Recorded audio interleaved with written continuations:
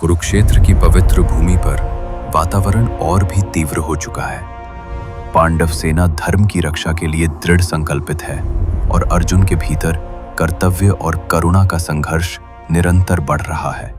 इसी गंभीर क्षण में भगवान श्री कृष्ण अर्जुन के मन में दिव्य साहस और प्रकाश जगाने के लिए तत्पर हैं। युद्ध भूमि में शंखनादों की गूंज लगातार बढ़ रही है, जैसे हर ध्वनि धर्म के लिए उठी हुई नई प्रतिज्ञा को दर्शा रही हो। श्रीमद् भगवद गीता ये केवल एक ग्रंथ नहीं, स्वयं भगवान श्री कृष्ण का दिव्य उपदेश है, जो वाणी के माध्यम से अर्जुन को सत्य, कर्तव्य और धर्म का शाश्वत मार्ग दिखाता है।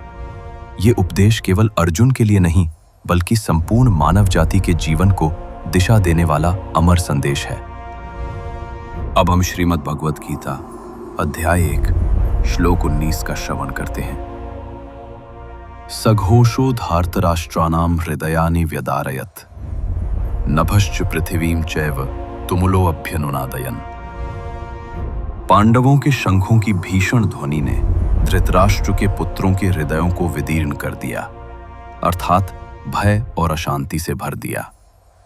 ये गगन और पृथ्वी दोनों में गूंजते हुए भयंकर प्रतिध्वनि उत्पन्न कर रहा था। इस श्लोक में पांडवों की एकता और धर्म के प्रति उनके दृढ़ भाव को दर्शाया गया है। उनके शंखनाद की शक्ति इतनी प्रबल थी कि कौरव पक्ष के योद्धाओं के मन भय से कांप उठे। ये केवल ध्वनि में ही थी, ये धर्म की विजय की घोषणा थी, जिसे सुनकर अधर्म का पक्ष भीतर से कमजोर होने लगा।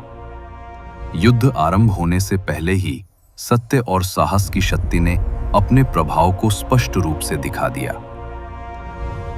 ये श्लोक बताता है कि धर्म, साहस और सत्य की शक्ति इतनी गहरी होती है कि उसका प्रभाव दूर दूर तक पहुंचता है, यहां तक कि विरोधियों के हृदय भी विचलित हो उठते हैं। जब मनुष्य धर्म के साथ खड़ा होता है तो उसकी आवाज स्वयं आसमान और धरती में प्रतिध्वनित होती है।